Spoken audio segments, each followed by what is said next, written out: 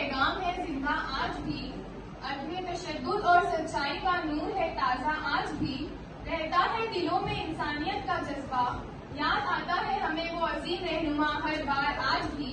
अदले तशद्दुद से वो जंग जीता था, मोहब्बत का चिराग हमेशा जलाया था, खुद को मिटा दिया कौम की खातिर, इंसाफ का रास्ता हमें दिखाया था।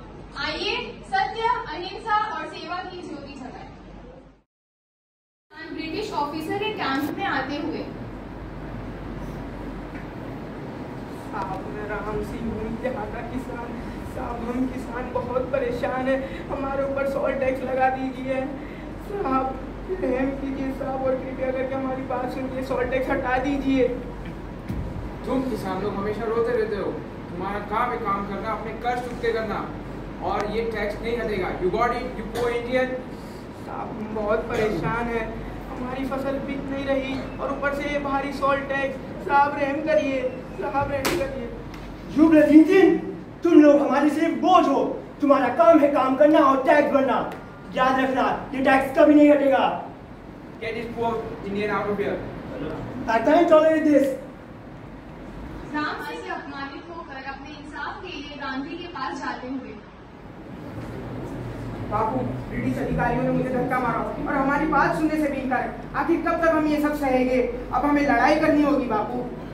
राम सिंह, मैं तुम्हारी दुख को समझ सकता हूँ, लेकिन मेरी बात को समझो। हमें ब्रिटिश सरकार के खिलाफ हिंसा नहीं, हिंसा से वार करना होगा।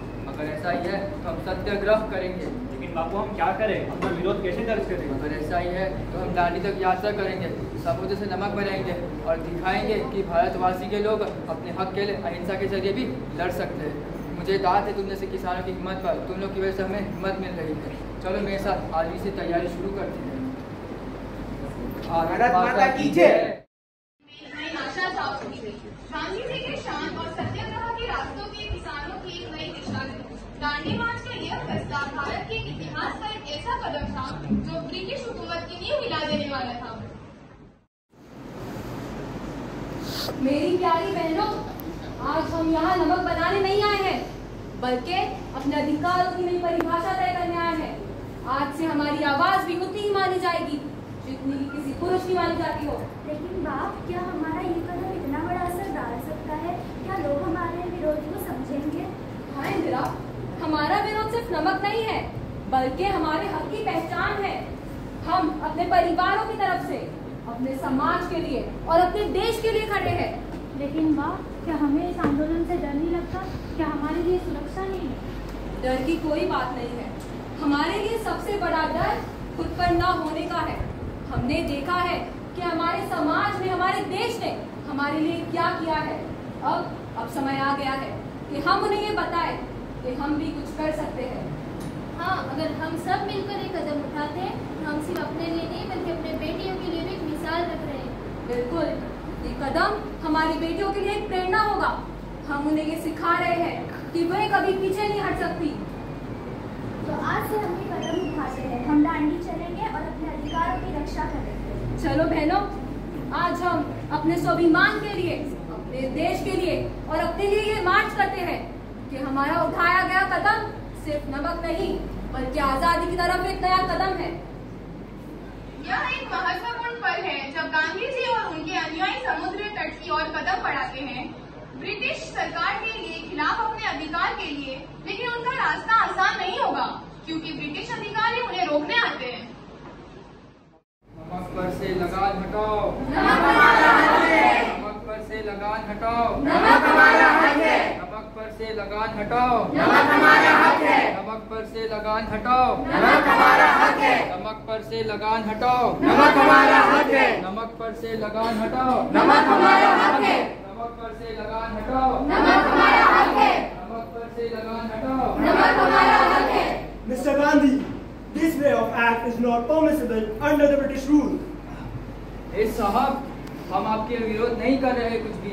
हम तो इस प्रकृति के लिए लड़ रहे हैं, जो कि है नमक बनाना। हम ये आंदोलन नहीं रोकेंगे। जो इंडियंस नहीं जानते इसका क्या अंजाम होगा। आज हमारी तादाद ज्यादा है। हमारे रास्ते से हट जाओ। नमक पर से लगान हटाओ, नमक हमारा हक है। नमक पर से लगान हटाओ, नमक हमारा हक है। नमक पर पर से लगान हटाओ। नमक हमारा हक है। नमक पर से लगान हटाओ। नमक हमारा हक है। जब भारत की धड़कन रुकी, महात्मा गांधी जो देश के लिए आशा का प्रतीक बन गए थे, आज अपने आखिरी क्षणों की ओर बढ़ रहे हैं। ये समय है एक प्रार्थना सभा का, जहां उनकी आवाज हर दिल में उमंग जगाती है।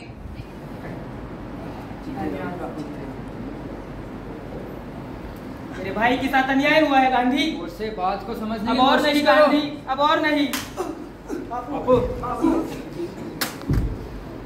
शांति का कोई दूसरा रास्ता नहीं था, तो गोडसे के मन का जहर इस गोली के रूप में निकला। आज का दिन एक भयंकर यादगार बन गया है। बापू की मौत ने देश को एक बार फिर सोचने पर मजबूर कर दिया। उनकी घटना के बाद नफरत की भावनाओं ने एक बार फिर से सिर उठाया, लेकिन उनका संदेश हमेशा हमें याद रहेगा। प्रेम, अहिंसा और एकता का संदेश अब भी जीवित है। इस घटना के बाद क्या हम अपने आप के दिलों में इस विरासत को जीवित रख पाएंगे, या फिर हम नफरत के गड्ढे में डूब जाएंगे? ये समय है सोचने का, समर्थन का और सच्चाई की तरफ वापस लौटने का।